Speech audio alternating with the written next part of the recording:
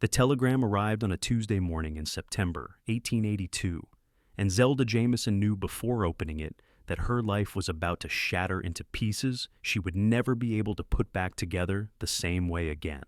Her younger sister Victoria stood in the doorway of their family ranch house outside Winnemucca, Nevada, with that particular smile playing across her perfect lips, the one that said she had won something Zelda had not even realized they were competing for. The paper trembled in Zelda's hands as she read the words that confirmed her worst fear. Marcus had called off their engagement, and he was marrying Victoria instead in 2 weeks' time back in Philadelphia, where they had all grown up together. "I suppose you are wondering how this happened," Victoria said, her voice carrying none of the remorse that should have accompanied such a confession. She walked into the sitting room with the confidence of someone who had never been denied anything in her entire 20 years of life. "Marcus and I discovered we had a connection when he came to visit last month. A real connection, not the sort of polite arrangement you two had." Zelda could not find words. She had been engaged to Marcus Whitmore for 2 years, planning their future together while she helped their father run the ranch after their mother had died. Marcus had returned to Philadelphia to settle his affairs before the wedding, and Victoria had followed a month later, claiming she missed the city. Now the truth stood before her in a blue silk dress that cost more than most ranchers earned in a season. "How could you?" Zelda finally managed, her voice barely above a whisper. "How could you do this to me? To us?" Victoria shrugged, examining her perfectly manicured nails. "I did not do anything to you." Marcus made his choice. He realized he was settling for second best when he could have what he truly wanted. You cannot fault him for that, and you certainly cannot fault me for being more desirable. The cruelty in those words landed like physical blows. Zelda had always known her sister was beautiful in that obvious attention-demanding way that turned heads wherever she went. Zelda herself was pretty enough, with dark hair and green eyes that Marcus had once said reminded him of spring meadows, but she was quieter, more thoughtful. She had believed that was what Marcus appreciated about her. Apparently, she had been wrong about everything. "Father should know about this," Zelda said, standing up from the chair where she had been reading. "Father already knows. I wrote to him last week. He said if Marcus has changed his mind, then it is for the best. Better to discover these things before the wedding than after." Victoria moved to the window, looking out at the dusty Nevada landscape with obvious distaste. "Honestly, I do not understand why you insist on staying in this God-forsaken place. Come back to Philadelphia with me. There are other men." "This is my home," Zelda said firmly, even as her heart was breaking into smaller pieces with each passing moment. "And Marcus was not just any man to me. I loved him." "You loved the idea of him," Victoria corrected. "But he and I actually love each other. You will understand someday, perhaps, when you experience real passion instead of comfortable companionship." After Victoria left the next morning in a cloud of expensive perfume and false sympathy, Zelda threw herself into ranch work with desperate energy. Her father had left her in charge while he traveled to Carson City on business, trusting her judgment completely. She had been running most of the daily operations for 3 years anyway, ever since her mother's death had left him hollow and uninterested in much beyond the basic necessities. The physical labor helped somewhat, mucking stalls and mending fences and checking on the cattle that grazed across their land. But at night, alone in her room, the betrayal cut fresh and deep. She had wasted 2 years of her life planning a future with a man who had discarded her the moment something prettier came along. Worse, her own sister had pursued him without a moment's hesitation or regret. The sisterly bond they had shared, already strained by their different temperaments, now seemed completely severed. Victoria had taken what she wanted without caring about the destruction left behind. 3 weeks after the telegram, Zelda was in town buying supplies when she overheard 2 ranch hands talking about work at the Ironwood Ranch, the largest spread in Humboldt County. They were looking for someone to help break and train a new string of horses that had just been purchased from wild herds in the mountains. The pay was good, and they needed someone who really understood horses, not just someone who could sit in a saddle. Zelda knew horses. She had been working with them since she was old enough to hold a lead rope. Her mother had taught her that horses responded to patience and understanding, not just force. She had gentled more than a dozen difficult animals over the years, including her own mare Rosie, who had been considered unrideable when Zelda first brought her home. On impulse, she walked over to the Ironwood Ranch office on the edge of town and asked to speak with whoever was in charge of hiring. The clerk looked surprised to see a woman inquiring, but he directed her to the stables where the head wrangler was working. She found him in the corral, a tall man with sun-darkened skin and brown hair that needed cutting, watching a young horse pacing nervously along the fence line. He wore worn leather chaps over dark trousers and a shirt that had seen better days. And when he turned to look at her, she noticed his eyes were an unusual shade of blue-gray, like storm clouds over the mountains. "Help you, miss?" he asked, his voice carrying the rough edges of someone who spent more time with animals than people. "I heard you need someone to work with horses, breaking and training." His eyebrows rose slightly. "That is correct. You know someone interested?" "Me." For a long moment, he just looked at her, and Zelda lifted her chin, refusing to be dismissed. She was wearing her work clothes, practical split skirts, and a plain blouse, with her hair braided down her back. She knew she looked capable, because she was. "No offense, miss, but this is hard work. Dangerous work sometimes. These are not gentle barn horses." "I have been working with difficult horses since I was 12 years old," Zelda said firmly. "I run my father's ranch outside town. I know what I'm doing." Something shifted in his expression, a flicker of interest replacing the polite skepticism. "Show me." He led her to a different corral, where a buckskin mare paced restlessly. "That one came down from the mountains 2 weeks ago. Will not let anyone near her. The boys have been trying to get a halter on her for days." Zelda studied the horse carefully. The mare was beautiful, all coiled energy and suspicion, her ears constantly moving to track threats. She had scars on her flanks from predator attacks or rough terrain, and her eyes showed white around the edges. This was an animal that had learned humans meant danger. "May I have some time alone with her?" Zelda asked. The wrangler looked skeptical again but nodded. "I will be in the barn. Holler if you need help." "I will not need help." After he left, Zelda simply sat down in the dust about 15 feet from the mare and waited. She did not look directly at the horse, did not make any sudden movements. She just sat, breathing slowly, letting the mare get used to her presence. It was a technique her mother had taught her, the art of patience that most men did not have. After about 10 minutes, the mare's pacing slowed. Her ears flicked toward Zelda more frequently. After 20 minutes, she stopped pacing entirely and stood watching, trying to understand this strange human who did not chase or threaten. Zelda began to hum softly, an old song her mother used to sing. The mare's ears pricked forward. Slowly, carefully, Zelda stood up and took 2 steps to the side, still not approaching directly. She sat back down, waited. The mare watched but did not retreat. They continued this dance for another 30 minutes, Zelda gradually moving closer in increments, always giving the mare time to accept each change. Finally, she was close enough that she could extend her hand, palm up, and let the mare investigate if she chose. The buckskin stretched her neck out, nostrils flaring as she caught Zelda's scent. Then, making a decision only horses understand, she took 2 steps forward and lowered her head, allowing Zelda to touch her face. "That is a good girl," Zelda murmured. "No one here wants to hurt you, I promise."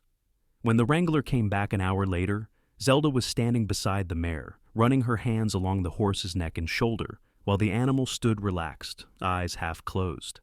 "Well, I will be damned," he said quietly from the fence rail. Zelda looked over at him. "Do I have the job?" A slow smile spread across his face, transforming his features from merely rugged to genuinely handsome.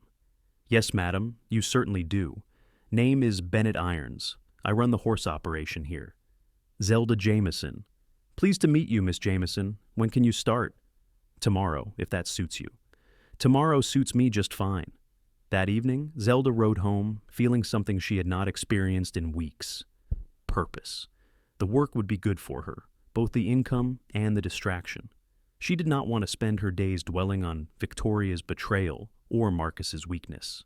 She wanted to do something that mattered, something she was good at. Her father returned from Carson City the following week, and when Zelda told him about her new position, he looked relieved rather than concerned.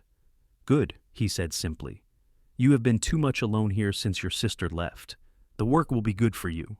He did not mention the broken engagement, and Zelda was grateful. She could not bear to discuss it, to hear whatever platitudes he might offer about time healing wounds or other fish in the sea.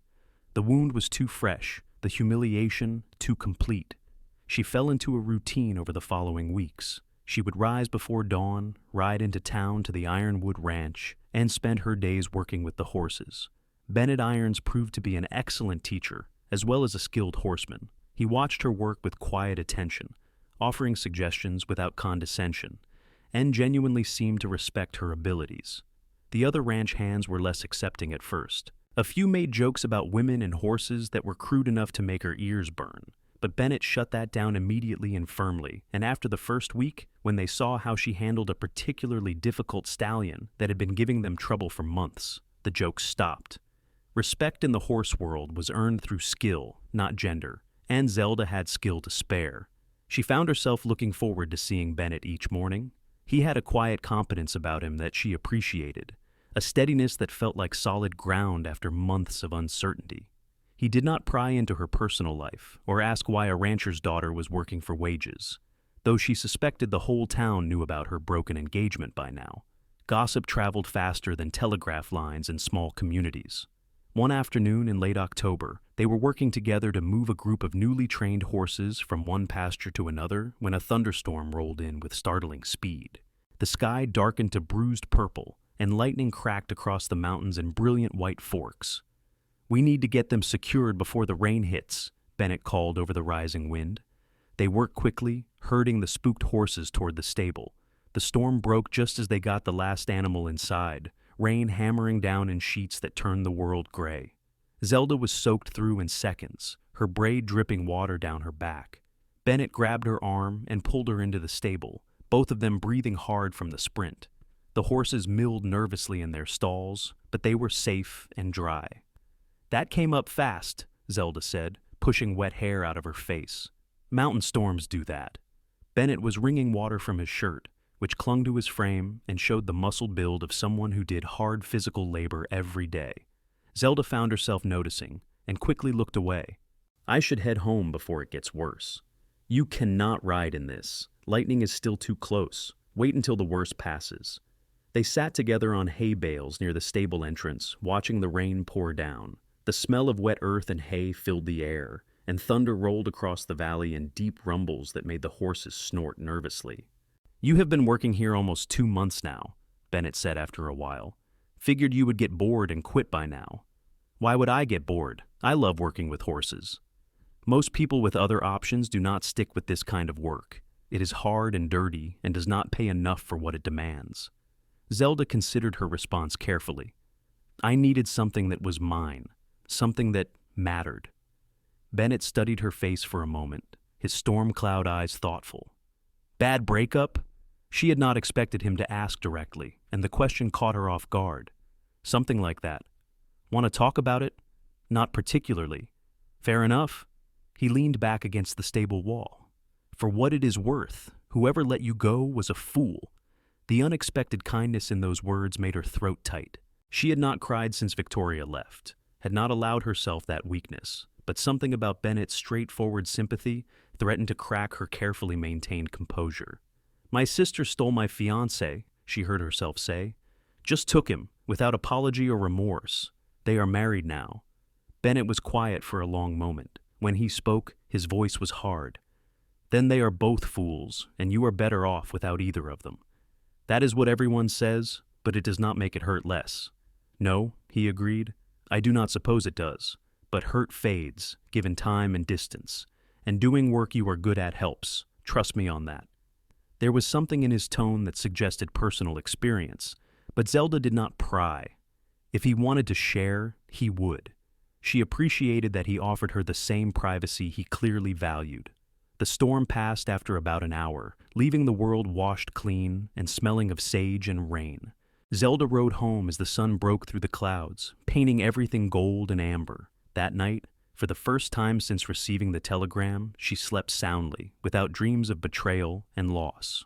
Over the following weeks, her friendship with Bennett deepened naturally. They worked well together, developing an easy rhythm and wordless communication that came from shared understanding.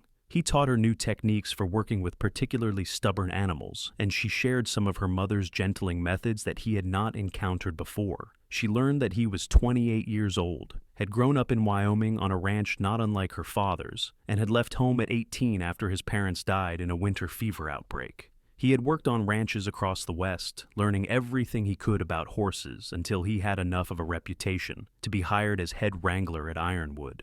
He had been there for 3 years and was saving money to eventually buy land of his own.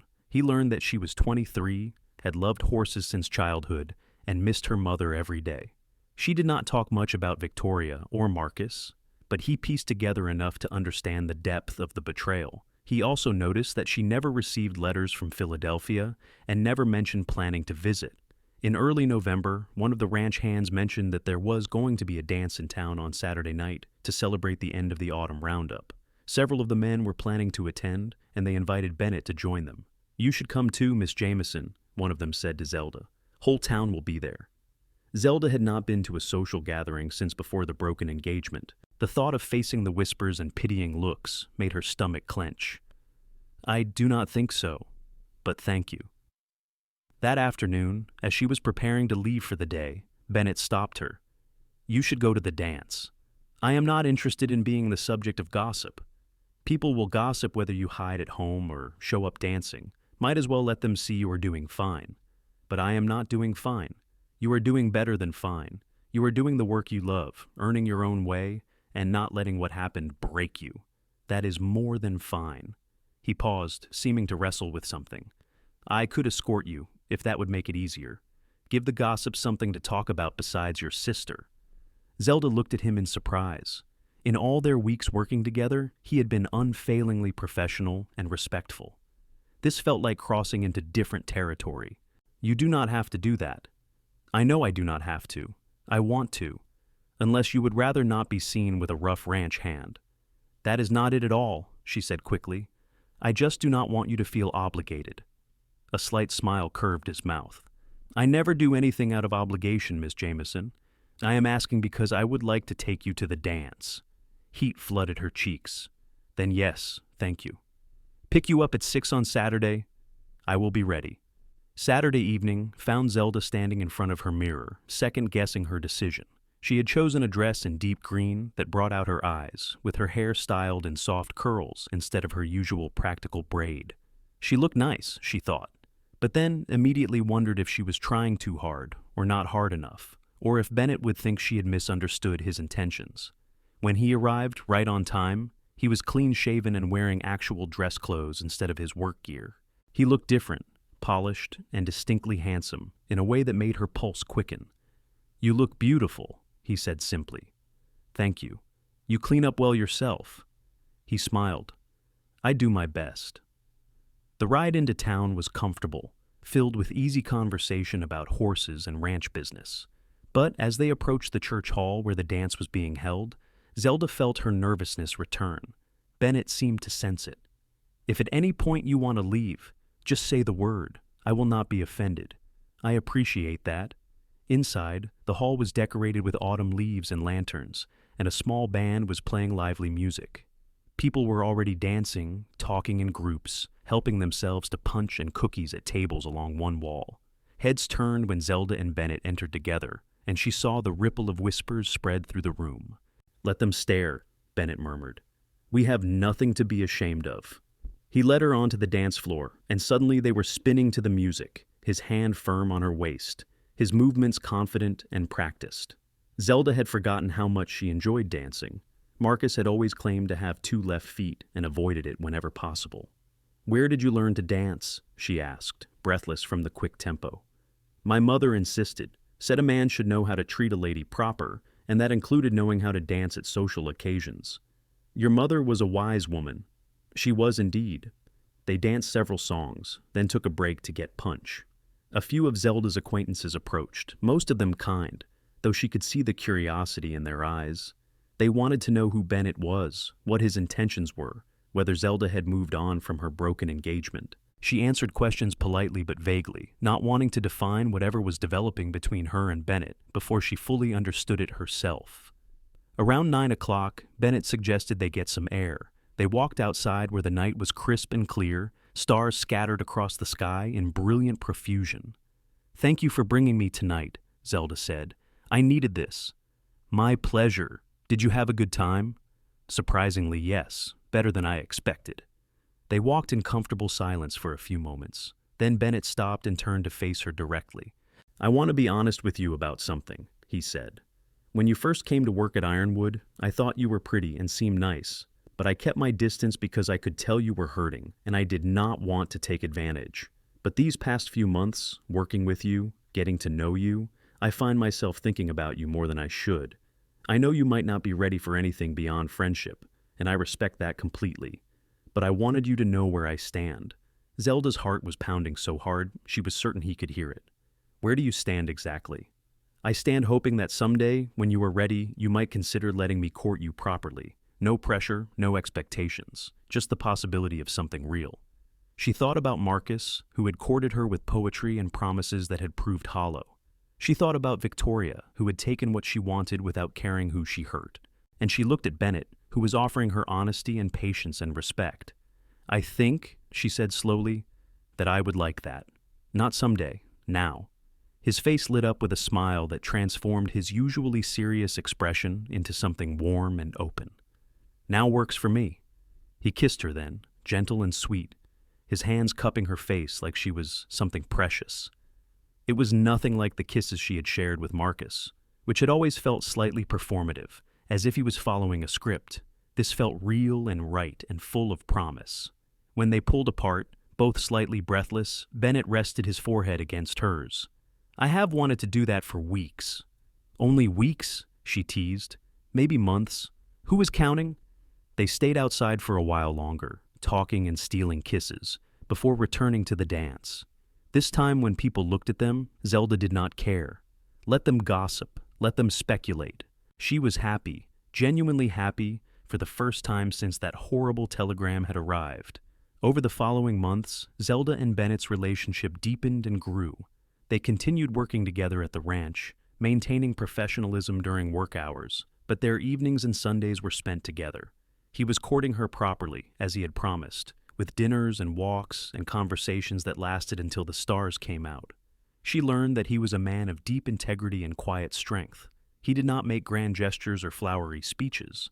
Instead, he showed his care through actions, fixing the fence at her father's ranch without being asked, teaching her father's aging gelding to trust again after an accident, always making sure she got home safely even when the weather was foul.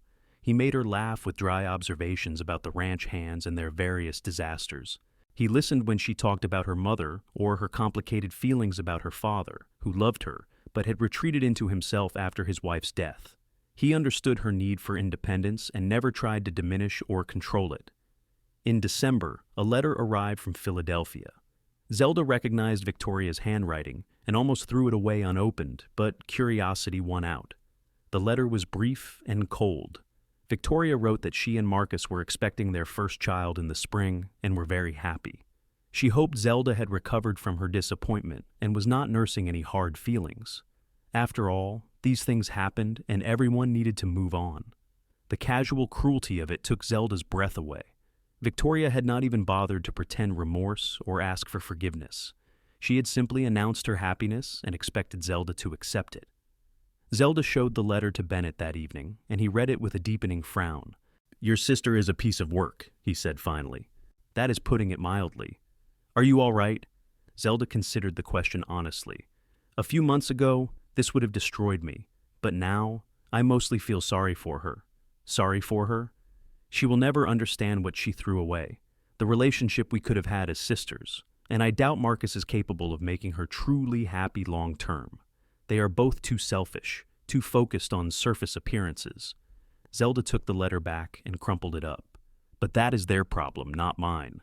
I have better things to think about." Such as you."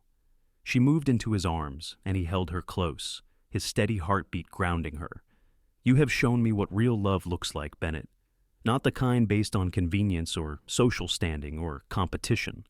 The kind based on respect and partnership and genuine care.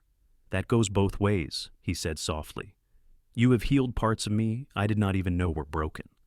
In January 1883, Bennett asked Zelda to marry him. He did it without fanfare or elaborate planning, just the two of them in the stable after a long day of work, with the horses nickering softly in their stalls and the smell of hay sweet in the air. "I love you," he said, taking her hands in his work-roughened ones. "I love your strength and your kindness and the way you gentle horses with patience instead of force. I love how you see beauty in this rough country and find joy in hard work. I want to build a life with you, if you will have me." Zelda's eyes filled with tears, but they were happy tears this time. Yes. Absolutely yes. He produced a simple gold band that had belonged to his mother, sized to fit Zelda's finger perfectly. "I had it adjusted," he admitted. "I have been carrying it around for weeks, waiting for the right moment." "This is perfect," she assured him.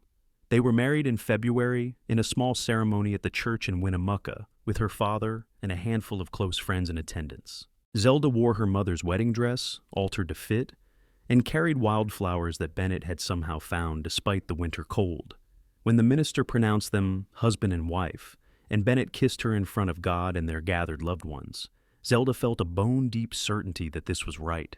This was the life she was meant to have, not the one she had planned with Marcus. After the wedding, there was a reception at the Ironwood Ranch House, hosted by the owner, who had developed a fondness for Zelda and appreciated Bennett's dedication. There was food and music and dancing, and Zelda laughed more than she had in years. Her father pulled her aside at one point, his eyes suspiciously bright. "Your mother would be so proud of you," he said. "You found yourself a good man, one who sees your worth." "I did. I really did. That other fellow, Marcus, he never deserved you. I should have said something before, but I thought you knew your own mind. I am glad it worked out the way it did, though I wish you had not been hurt in the process." Zelda hugged him tightly. "Everything happens for a reason, I suppose. If Marcus had not broken our engagement, I never would have needed to work at Ironwood. I never would have met Bennett." "Then perhaps I should thank your sister after all," her father said wryly. "Let us not go that far." Bennett had saved enough money that they could rent a small house in town, with enough land for a few horses of their own.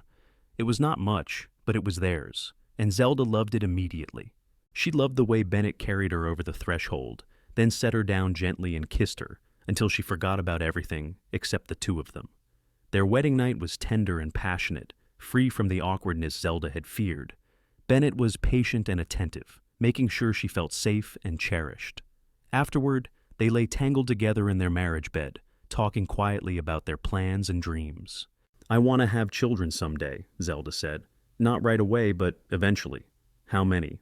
I do not know. 2 or 3 maybe. Enough for a proper family, but not so many we cannot provide for them properly." "Sounds good to me." Bennett traced lazy patterns on her shoulder. "I want them to grow up knowing they are loved and valued. And I want any daughters we have to know they can do anything they set their minds to, just like their mother." Zelda smiled in the darkness. "And any sons we have should know how to treat people with respect and kindness, just like their father." "We are going to be good parents," Bennett said with certainty. "Yes, we are." They continued working at Ironwood Ranch through that spring and summer, both of them contributing to their savings. Bennett had his eye on a piece of land about 10 miles from town, good grazing country with a creek running through it. The owner was willing to sell at a fair price, but they needed to save more before they could make an offer. In June, Zelda discovered she was pregnant. The news filled her with joy and terror in equal measure. She wanted this child desperately, but she also worried about following in her mother's footsteps, dying young, and leaving her family bereft. Bennett held her when she confessed her fears late one night.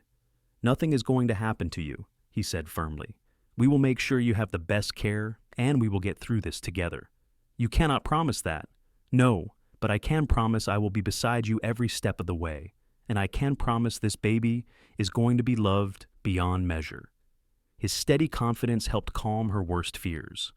Over the following months, as her belly swelled and the baby grew, Zelda found herself increasingly excited rather than terrified. Bennett was attentive and sweet, bringing her treats from town and rubbing her aching back without complaint. He talked to her belly at night, telling their unborn child about the horses and the ranch and all the adventures they would have together.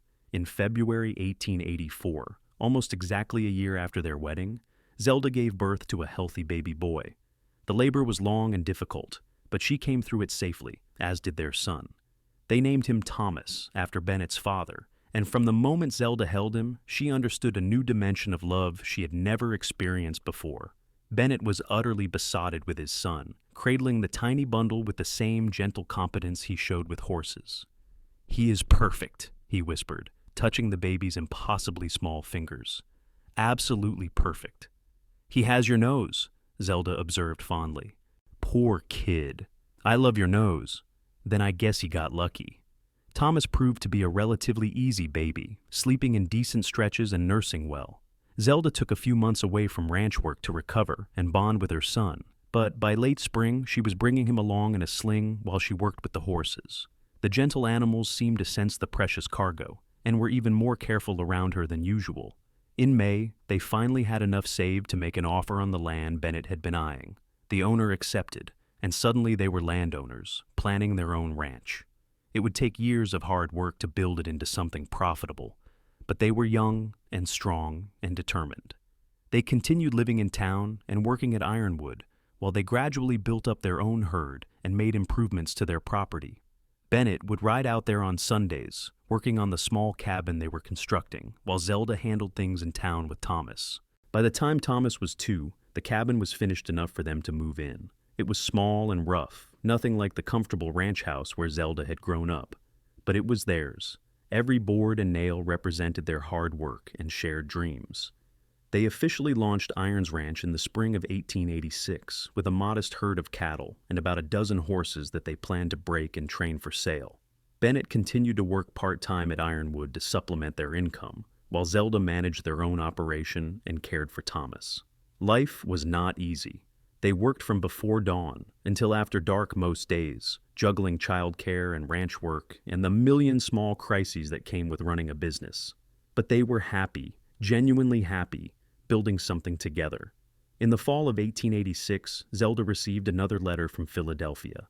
This time, it was from her father, not Victoria. He wrote that Victoria and Marcus were getting divorced. Marcus had been caught having an affair with another woman, and Victoria was humiliated and furious. She had filed for separation and was moving back to their father's house in Philadelphia with her young daughter. The letter asked if Zelda would be willing to write to Victoria to offer some comfort in this difficult time. After all, they were sisters, and families should support each other. Zelda read the letter twice, then set it aside to think about. Part of her felt a bitter satisfaction that Victoria's perfect life had fallen apart. But another part, the part that Bennett had helped heal and grow, just felt sad.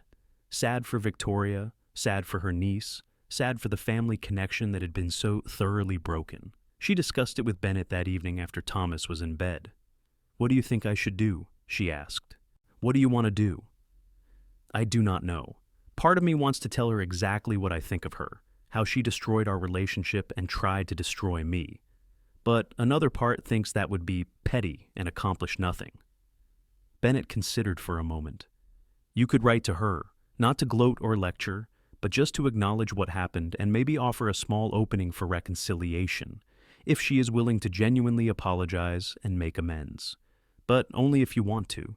You do not owe her anything after what she did." Zelda thought about it for several days before finally sitting down to write. The letter was brief and careful. She acknowledged receiving the news about the divorce and said she was sorry Victoria was hurting. She wrote that she had built a good life for herself in Nevada, was happily married, and had a beautiful son. She said that if Victoria ever wanted to truly reconcile, to acknowledge the pain she caused and work toward forgiveness, Zelda would be willing to try. But if Victoria simply wanted sympathy without accountability, then perhaps it was better to leave the past in the past. She sent the letter and did not expect a response. But surprisingly, one came about 6 weeks later. Victoria's letter was different from her previous communications, less polished and more raw. She wrote that losing Marcus had forced her to confront some hard truths about herself. She admitted that she had been selfish and cruel, that she had pursued Marcus more as a competition with Zelda than out of genuine love. She said she was ashamed of her actions and understood if Zelda never forgave her. The letter did not erase the betrayal or heal the wound completely, but it was a start. Zelda wrote back, and over the following months, she and Victoria began a cautious correspondence. They would never be as close as they had been as children, but perhaps they could rebuild something, given time and effort. Bennett supported Zelda through this process without judgment. Forgiveness is not about excusing what someone did, he told her. It is about freeing yourself from carrying the weight of their actions. If reconnecting with your sister in some capacity helps you find peace, then I am all for it. If not, that is okay too. His wisdom and steadiness continued to be her anchor. Their ranch was growing slowly but steadily, developing a reputation for quality horses that commanded good prices. They were not rich by any means, but they were making a living doing work they loved together. In 1888, Zelda became pregnant again. This time the pregnancy was easier, and in early 1889, she delivered a healthy baby girl. They named her Clara, after Zelda's mother, and Bennett was every bit as loving with his daughter as he had been with his son. Thomas, now 5 years old, was fascinated by his baby sister and wanted to help with everything. Zelda would often find him singing to Clara or bringing her his favorite toys to play with. It filled her heart to see her children growing up in a home full of love and security. Life settled into a comfortable rhythm over the next few years. The ranch prospered enough that Bennett was able to stop working at Ironwood and focus entirely on their own operation. They hired a ranch hand to help with the heaviest work, a young man named Paul who reminded Zelda a bit of Bennett when they had first met. All quiet competence and dedication. Thomas showed a natural gift with horses, just like his parents. By the time he was 8, he was helping break the younger animals, showing the same patience and understanding Zelda had learned from her mother. Clara was still young, but she already showed signs of being fearless and determined, wanting to do everything her big brother did. In 1892, Zelda's father wrote to say he was getting too old to manage the ranch in Nevada and was thinking about selling. Did Zelda and Bennett want to buy it, or should he look for outside buyers? After much discussion, they decided to make him an offer. The ranch adjoined their property, and combining the two would give them a substantial operation. It would stretch their finances, but they could make it work. The deal was finalized that summer, and suddenly they went from running a modest horse ranch to managing one of the larger operations in the county. It was overwhelming at times, but also exciting. They hired more help, including a couple of experienced ranch hands who had worked for Zelda's father for years. Her father moved to a small house in town, claiming he was happy to retire and let the young people handle the hard work. But he visited often, clearly pleased to see his daughter thriving and his grandchildren growing up strong and happy. In the fall of 1892, Victoria wrote to say she was planning to visit Nevada. She had remarried to a kind man who treated her well, and they wanted to take a tour of the Western Territories. Would it be all right if they stopped in Winnemucca to visit? Zelda discussed it with Bennett, feeling anxious about seeing her sister after so many years. What if it is awkward? What if old hurts resurface? Then we will deal with it together, Bennett said calmly. But you have been writing to each other for years now. Maybe it is time to see if you can rebuild something in person. When Victoria arrived in October, Zelda barely recognized her at first. The polished, perfectly dressed woman of her memory had been replaced by someone more natural, with laugh lines around her eyes and a warmer demeanor. Her daughter Sophie was 9 years old, and her new husband Richard seemed genuinely decent. The visit was tentative at first, both sisters unsure how to navigate this reunion. But watching their children play together and sharing meals around the table, some of the old wounds began to heal. On the last evening of their visit, Victoria asked to speak with Zelda privately. They walked out to the corral where the horses grazed peacefully in the twilight. "I owe you a real apology," Victoria said quietly. "Not just in a letter, but face to face. What I did was unforgivable. I was so caught up in being the prettier one, the more desirable one, that I did not care who I hurt.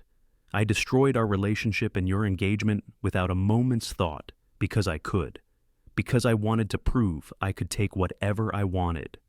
"Why are you telling me this now?" Zelda asked. "Because losing Marcus, going through that whole humiliating divorce, forced me to see myself clearly for the first time. And I did not like what I saw. I have spent years trying to become a better person, someone our mother would not be ashamed of. And part of that means acknowledging what I did to you and asking if there is any way you could ever forgive me." Zelda looked at her sister, really looked at her, and saw genuine remorse and growth. "I forgave you a long time ago," she said finally. "Not because you deserved it, but because I deserved peace. But I appreciate hearing you say it out loud." "You have built something beautiful here," Victoria said, gesturing at the ranch spread out before them. "A real life, with a man who clearly adores you and children who are happy and healthy. If I had not done what I did, you would have married Marcus and moved to Philadelphia and probably been miserable. So, in a twisted way, maybe I did you a favor. That is one way to look at it, Zelda agreed with a slight smile, though the process was not pleasant. I imagine not. Victoria paused. Your husband, Bennett, he is a good man. The way he looks at you, like you are the most precious thing in his world, that is how it should be. Marcus never looked at anyone that way except himself. No, Zelda agreed. He did not. They stood together in comfortable silence, watching the stars emerge in the darkening sky. The past could not be changed, but perhaps the future could hold some version of sisterhood, rebuilt on honesty and growth rather than competition and spite. After Victoria left, life returned to its usual rhythm. The ranch thrived, the children grew, and Zelda and Bennett's love deepened with each passing year. They weathered droughts and harsh winters, sick cattle and difficult horses, but they weathered them together. In 1895, Zelda gave birth to their third child, another boy they named James. Thomas was now 11 and already talking about running the ranch someday. Clara, at 6, was proving to be an excellent rider, fearless and skilled beyond her years. Bennett was 41 now, with silver threading through his hair, but he was still strong and capable. He had built their ranch from nothing into a successful operation, and more importantly, he had shown Zelda every single day what real love looked like. One evening in the summer of 1896, after the children were in bed, they sat together on the porch watching the sunset paint the sky in shades of gold and crimson. Do you ever think about how different your life would have been if Marcus had not broken that engagement?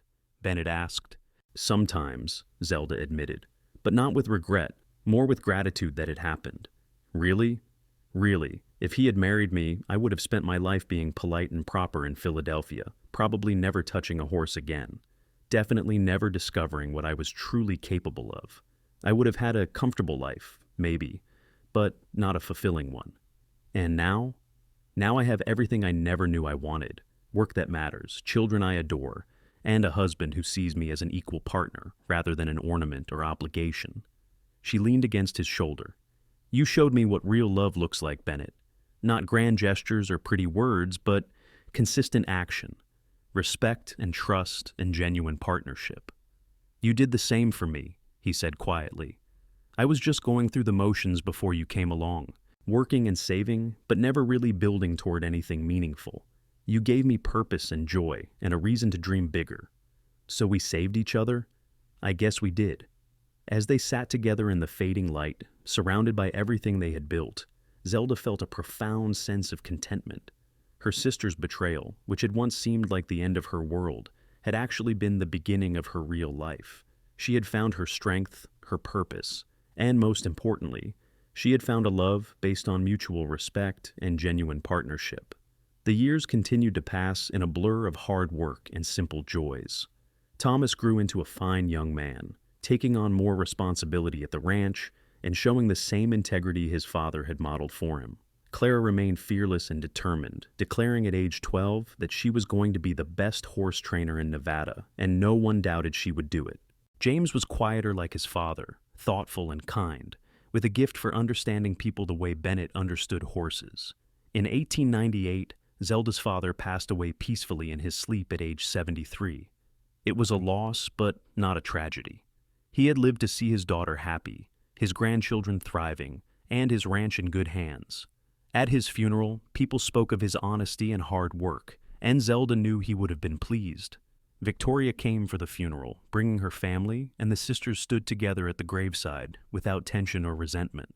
They would never be as close as they might have been if the past had been different, but they had found their way to a peaceful coexistence based on honesty and mutual respect. By 1900, Thomas was 16 and already courting a neighbor's daughter, a sensible girl named Martha, who loved ranch life as much as he did. Clara was 13 and had developed quite a reputation for her work with difficult horses, already earning money training animals for other ranchers. James at 5 was the ranch's unofficial greeter, friendly with every visitor and beloved by the ranch hands. Bennett and Zelda were in their 40s now, with the weathered faces and capable hands of people who had spent their lives outdoors doing meaningful work. They still worked side by side most days, still talked late into the night about their plans and dreams, still found joy in the simple act of being together. One evening in the spring of 1901, they took a rare evening off to ride out to the creek that ran through their property.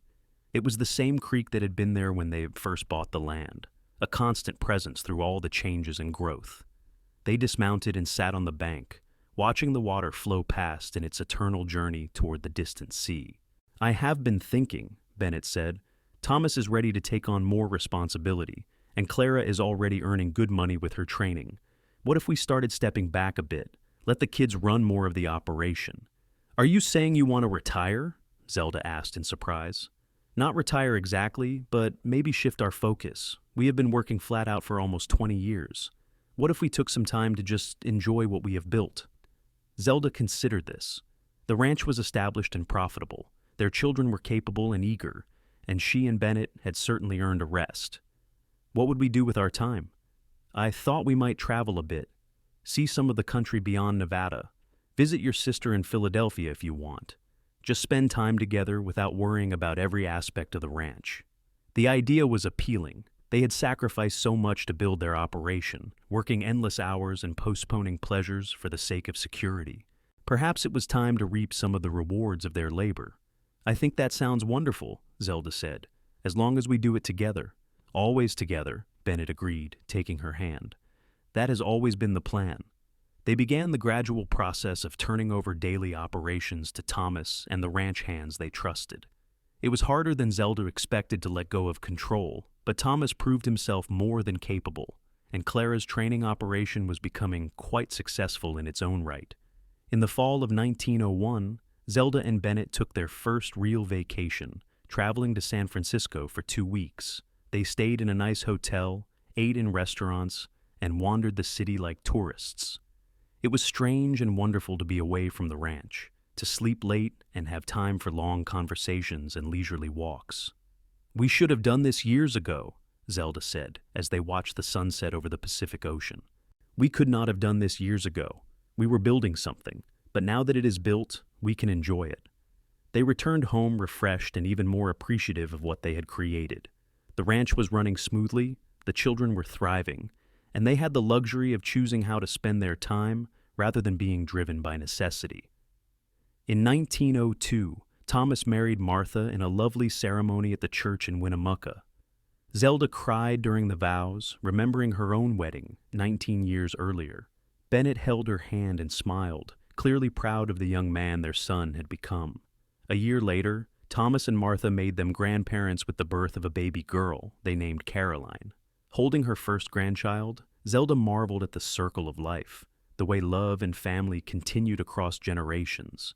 Clara showed no signs of settling down, too focused on her work with horses to be interested in courtship. She was 18 and already had more training requests than she could handle. Bennett joked that she had inherited her mother's independence and single-minded focus, and Zelda could not argue with that.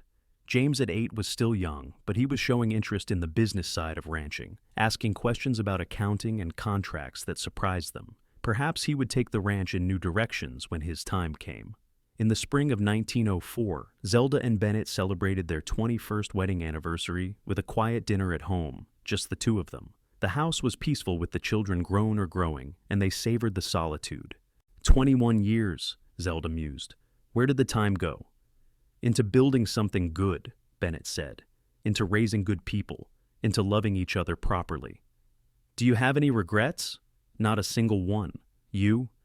Zelda thought about her life, about the broken engagement that had seemed like the end of everything, but had actually been the beginning. She thought about the work she had done, the children she had raised, and most of all, the man she had been privileged to love and be loved by for more than 2 decades.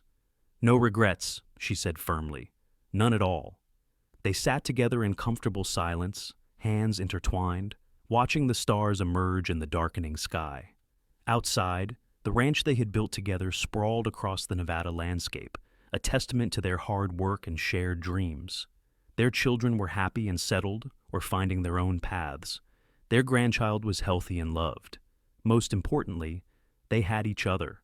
Bennett had shown Zelda what real love looked like, not through grand gestures or flowery promises, but through steady presence and consistent care. He had respected her strength, supported her dreams, and built a partnership based on equality and mutual admiration. And she had done the same for him, giving him a home and family and purpose beyond simply existing. Together, they had created something beautiful from heartbreak and betrayal, proving that sometimes the best things come from the worst situations. The years that followed continued in much the same pattern of quiet contentment and gradual change.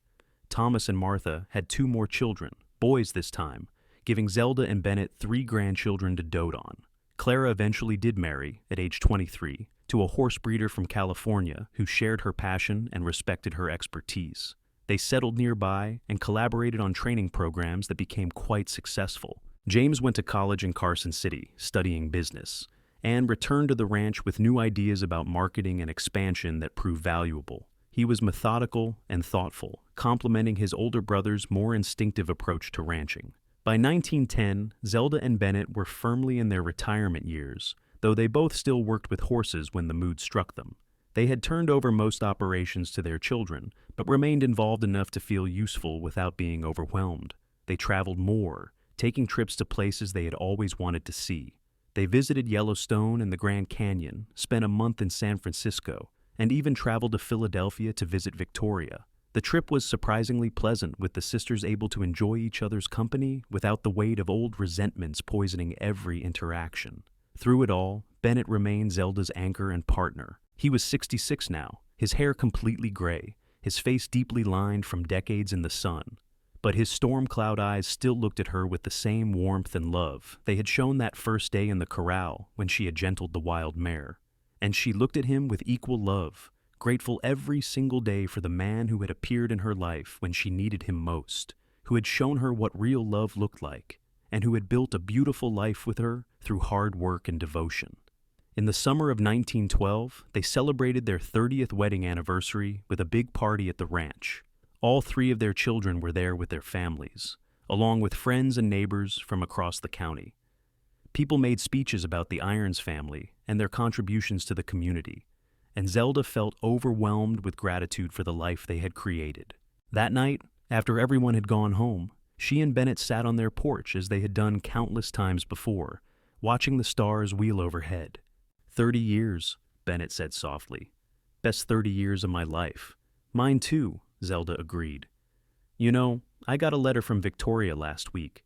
She wrote that, seeing us together at the party, the way we still look at each other after all these years, made her realize what real love looks like.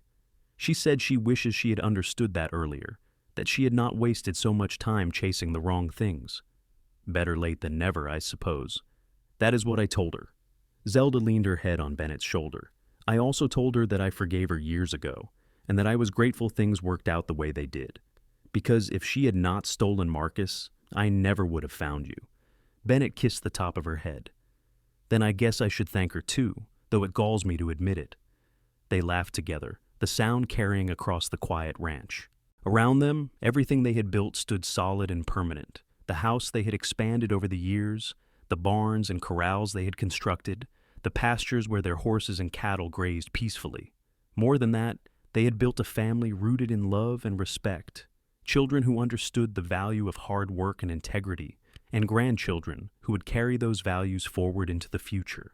Zelda had learned that betrayal and heartbreak, as painful as they were in the moment, could actually redirect a person toward their true path. Her sister's theft of her fiancé had felt like the end of everything, but it had actually been the beginning of her real life. It had pushed her toward independence, toward discovering her own strength, and ultimately toward finding a man who saw her as an equal partner rather than a decorative accessory. Bennett had taught her what real love looked like, not the passionate declarations and flowery promises of her engagement to Marcus, but the steady daily choice to support and respect and care for each other. Real love was working side by side toward shared goals. It was trusting your partner's judgment and valuing their contribution. It was facing hardships together and celebrating successes as a team. It was growing old together and still finding joy in each other's company after 30 years. "What are you thinking about?" Bennett asked, his voice warm in the darkness. "How lucky I am, how much I love you, how grateful I am for every single day we have had together. That goes both ways, you know. I never expected to find someone like you, someone who could be my partner in every sense of the word. We found each other at exactly the right time, Zelda said, when we were both ready for something real. They sat together until the stars faded and the eastern sky began to lighten with the promise of a new day. Inside the house, their grandchildren were sleeping peacefully, secure in the knowledge that they were loved and valued. Across the ranch, horses stirred in their stalls and cattle began their daily grazing. Life continued in its eternal rhythms, built on the foundation that Zelda and Bennett had created through love and hard work and unwavering commitment to each other. As the sun rose over the Nevada mountains, painting the sky in shades of gold and pink, Zelda felt profound contentment settle over her like a warm blanket. Her sister's betrayal, which had once seemed like the worst thing that could ever happen, had actually led her to the best thing, a real partnership with a good man, a life built on shared values and mutual respect, and the kind of deep, abiding love that only grew stronger with time. She had learned that sometimes the worst betrayals redirect us toward our best life, that real love is built on respect and partnership rather than passion and promises, and that the greatest victories often come from the ashes of our deepest defeats.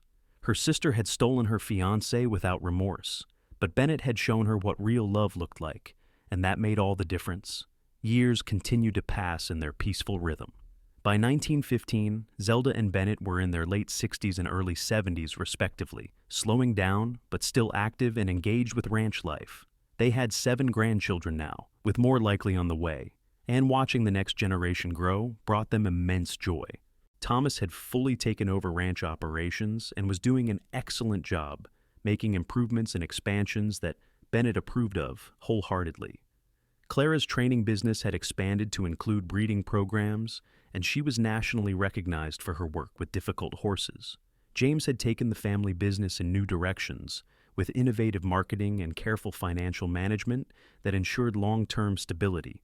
All 3 of their children were happily married with families of their own, and all 3 lived close enough for regular visits. The ranch compound had grown to include several houses, making it a true family operation that spanned generations. In the fall of 1916, Bennett developed a persistent cough that would not go away. The doctor diagnosed pneumonia and prescribed rest, which Bennett grudgingly accepted. Zelda nursed him through the illness with the same patient dedication she showed with injured horses, and slowly he recovered, though he never quite regained his full strength. "I am getting old," he admitted one evening as they sat together by the fire. "We both are," Zelda said practically. "But we are getting old together, which is all that matters. I worry about leaving you alone. Do not talk like that. You are going to be around for years yet, annoying me with your stubbornness and making me laugh with your dry observations. I hope so, but if something does happen, I want you to know that these years with you have been the greatest gift of my life. You made me better than I ever could have been alone. Bennett Irons, you stop this maudlin talk right now. You are not going anywhere." But she held him a little tighter that night, aware of how precious and fragile life was, how quickly everything could change. Fortunately, Bennett's health stabilized, and he had several more good years. He was not as active as before, but he still enjoyed watching the ranch operations, spending time with his grandchildren, and sitting with Zelda on their porch talking about everything and nothing. In 1920, they celebrated their 38th wedding anniversary quietly, just the 2 of them. They were old now, both in their 70s, with health issues and aching joints and all the indignities of age, but they were together, and that was what mattered. "Do you remember the first time we met?" Zelda asked. "When I walked into that corral and demanded you give me a job?" Bennett chuckled. "I thought you were crazy, a rancher's daughter wanting to work as a ranch hand.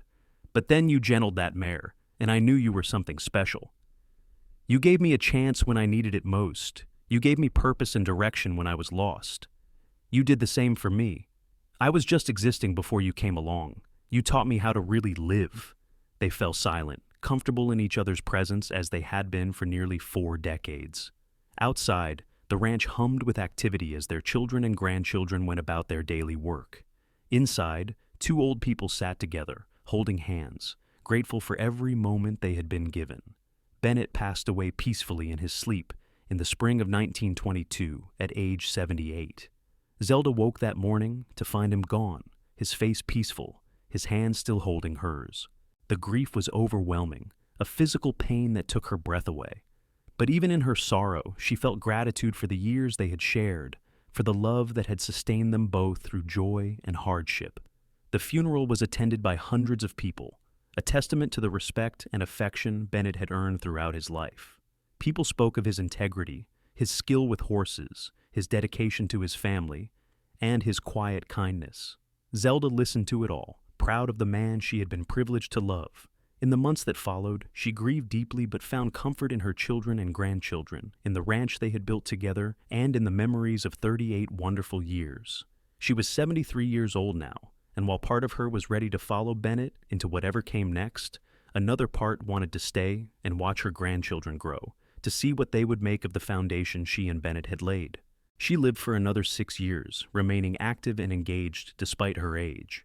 She taught her grandchildren about horses using the methods her mother had taught her and Bennett had refined. She told stories about the old days, about how she and their grandfather had built the ranch from nothing through hard work and love. She made sure they understood the value of integrity, partnership, and choosing love based on respect rather than surface attraction. Victoria came to visit one last time in 1927, making the long journey from Philadelphia despite her own advancing age. The sisters, both in their late 70s now, sat together and talked about their lives with the honesty that only comes at the end. "I wasted so much time being envious of you," Victoria confessed. "Even after everything fell apart with Marcus, even after I remarried happily, I was still jealous of what you had with Bennett. That kind of partnership, that deep abiding love, I never found it. My second husband was kind, but we never had what you two had. Real love is rare," Zelda said gently, "and it takes two people willing to put in the work, to choose each other every single day. Bennett and I were fortunate to find each other when we did, when we were both ready for something real." "I am sorry," Victoria said, tears streaming down her aged face, "for everything I did, for stealing Marcus, for being so cavalier about your pain, for wasting years we could have spent as real sisters. I forgave you long ago," Zelda reminded her, "and in a strange way, what you did led me to my real life. If you had not taken Marcus, I would have married him and been miserable. So, perhaps I should thank you, though it certainly did not feel that way at the time. You always were more gracious than I deserved. We all make mistakes, Victoria. What matters is how we grow from them." They parted with genuine affection, knowing it was likely the last time they would see each other. Victoria died a year later, and Zelda felt the loss keenly, grateful they had reconciled before it was too late.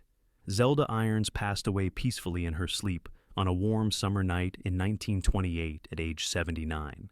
She died in the house she and Bennett had built together, surrounded by family, full of years and love and satisfaction with the life she had lived. Her children found her the next morning, her face peaceful, a slight smile on her lips. On her bedside table was a faded photograph of her and Bennett on their wedding day, young and hopeful and full of plans. Next to it was the simple gold band he had given her, worn smooth by decades of wear, and a letter she had written to her children and grandchildren. The letter talked about the importance of choosing partners wisely, of valuing integrity and kindness over surface attraction, of building relationships on respect and shared values rather than passion alone. She wrote about how betrayal and heartbreak, while painful, could redirect you toward your true path if you let them. She wrote about real love, the kind that showed itself through consistent action rather than grand gestures, through partnership rather than possession.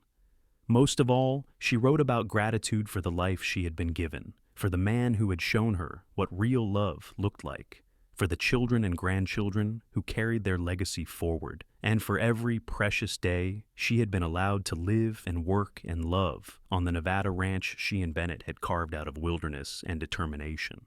The funeral was even larger than Bennett's had been, with people coming from across the state to pay their respects. They spoke of Zelda's skill with horses, her business acumen, her dedication to family, and her quiet strength. But mostly they talked about the love story she and Bennett had embodied, the kind of partnership that inspired others and proved that real love, built on respect and shared values, could last a lifetime. Thomas, now 54 and gray-haired himself, gave the eulogy. He talked about his parents' unwavering commitment to each other, how they had built not just a successful ranch, but a true home. filled with love and laughter. He talked about the lessons they had taught through example: integrity, hard work, partnership, and choosing each other every single day for 38 years. "My father showed my mother what real love looked like," Thomas said, his voice thick with emotion. "And she showed him the same. Together, they built something that will last for generations. Not just this ranch, but the values they embodied and passed down to us. We are all richer for having known them, and the world is poorer for their passing." Zelda was buried next to Bennett in the small cemetery outside Winnemucca, their headstones side by side as they had been in life. The inscription on Zelda's stone, chosen by her children, read simply, "She chose real love and built a beautiful life." The ranch they had built together continued to thrive, passing down through the generations, each adding their own contributions while maintaining the core values Zelda and Bennett had established. Their grandchildren told their children about the remarkable couple who had turned heartbreak into triumph, who had shown everyone around them what true partnership looked like. The story of Zelda and Bennett became part of local legend, told and retold across the years. The woman whose sister stole her fiancé without remorse, and the cowboy who showed her what real love looked like. It was a story of betrayal and redemption, of heartbreak transformed into happiness, and most of all, of two people who found each other at exactly the right moment and built something beautiful that lasted far beyond their mortal years. Their legacy lived on, not just in the successful ranch that bore their name, not just in the descendants who carried their values forward, but in the example they set of what real love could be when two people chose each other fully, respected each other completely, and worked together towards shared dreams with unwavering commitment and genuine partnership. And somewhere, perhaps, their spirits sat together on a porch overlooking the ranch they had built, holding hands as the sun set over the Nevada mountains, content in the knowledge that their love story had been real and true and worth every moment, and that the life they had created together would echo through the generations, inspiring others to seek and build the same kind of lasting, genuine, respectful love that had sustained them through 38 years of joy and hardship, success and struggle, always together, always partners, always choosing each other above all else. The ranch stood as their monument, but their true legacy was written in the hearts of everyone they had touched, proving that sometimes the worst betrayals lead to the best outcomes, that real love is built on respect and partnership rather than passion and possession, and that a life well lived in genuine partnership with someone who truly sees and values you is the greatest success anyone can achieve. Zelda had learned those lessons through pain and found them through Bennett's steady love, and together they had created something that would never truly die, as long as people remembered and aspired to the kind of love they had shared.